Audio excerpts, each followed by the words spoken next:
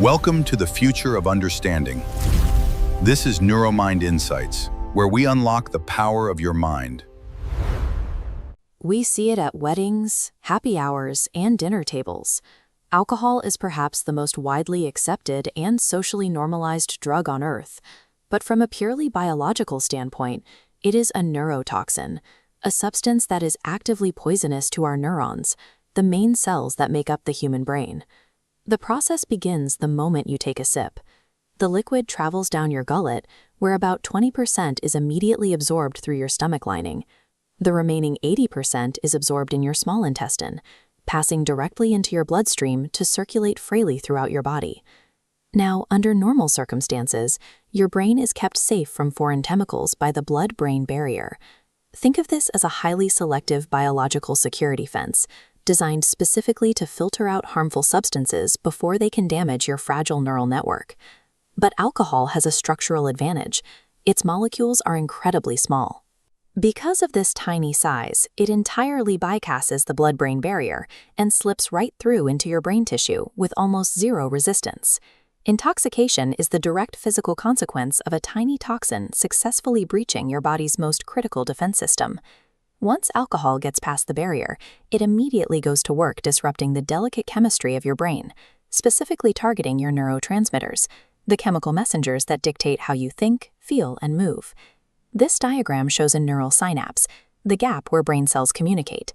Notice these glowing particles. They represent a chemical called GABA, which acts as the brain's braking system, naturally slowing down activity and helping you relax.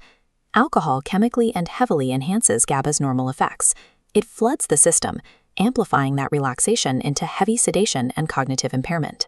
At the same time, the brain relies on an opposing messenger called glutamate, represented here by these fast-moving sparks, which is responsible for increasing your energy and neural activity. But alcohol acts as a dual threat. While it ramps up the braking system, it simultaneously blocks the glutamate sparks. It effectively cuts the power line, plunging the brain into a state of suppressed energy. This severe chemical imbalance translates directly into the physical symptoms of being drunk.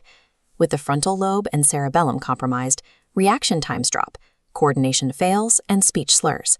A buzz describes a state of acute chemical suppression that severely degrades both physical motor control and the ability to accurately assess risk.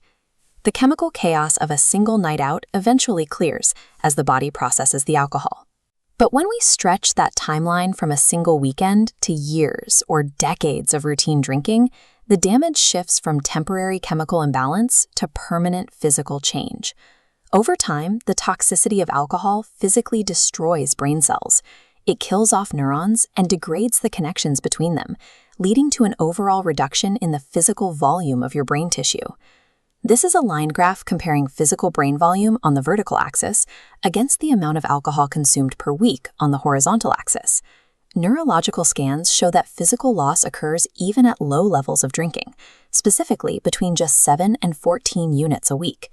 Scientists have identified a clear, direct dose-response relationship here.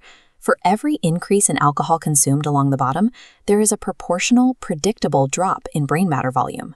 Drinking patterns that society largely considers moderate and entirely normal are tied to the slow, gradual erosion of the brain's physical architecture. How that erosion manifests depends entirely on when the toxin is introduced. If a fetus is exposed during pregnancy, it can cause fetal alcohol spectrum disorder. This severely stunts the formation of the temporal lobe, permanently limiting a child's ability to form memories and understand language. In adolescence, the brain is still heavily under construction. The prefrontal cortex, the area that manages prioritization and risk assessment, is the very last part of the brain to fully develop, making teenagers uniquely vulnerable to alcohol-related accidents and injuries. Drinking during this critical developmental window also drastically increases the likelihood of becoming alcohol-dependent later in life.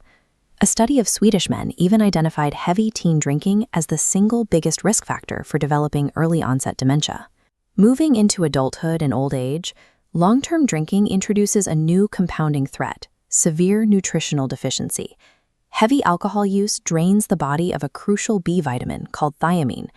Without thiamine, older adults can develop Wernicke-Korsakoff syndrome, a life-threatening illness that decimates learning and memory. Combined with alcohol's disruption of REM sleep and the aging body's inability to break down the toxin efficiently, older drinkers face a massive spike in the risk of strokes and fatal falls. Alcohol operates a bit like a heat-seeking missile for neurological weakness. Whether it's stunting a developing temporal lobe or compromising the balance of an aging body, it exploits the specific developmental vulnerabilities of whatever life stage you are currently in. Because of the direct dose-response relationship, the path to protecting your brain is straightforward. Any reduction in the amount of alcohol you consume directly correlates to less brain shrinkage and a lower risk of cognitive decline. From a medical standpoint, one of the few immediate interventions available is taking thiamine or vitamin B1 supplements. Ensuring you aren't deficient in this specific vitamin helps block one of the main pathways alcohol uses to cause permanent memory damage. But relying purely on individuals to take vitamins and monitor their unit intake has limits. Recent comprehensive reviews of the scientific literature show that personal awareness alone is not enough to lower the widespread rates of neurological disability on a national scale. Researchers argue that real change requires macro-level policies. To meaningfully protect public health, society has to enact rules that actively reduce the affordability, physical availability, and deep cultural acceptability of the toxin. Stopping the rising tide of cognitive decline takes a dual approach: a personal commitment to reducing toxins in our own bodies, paired with a societal shift in how we regulate them. Alcohol's impact on the brain is vast, and understanding the science is the first step in making informed choices. If you found this detailed explanation helpful, please like this video and share it with someone who might find it valuable. Tell us your thoughts in the comments below. Has this changed how you view your weekend drink? And don't forget to subscribe to The Explainer for more deep dives into the science of everyday life. Thanks for watching. Thank you for watching. If you enjoyed this video, please like, comment, share, and subscribe to NeuroMind Insights for more.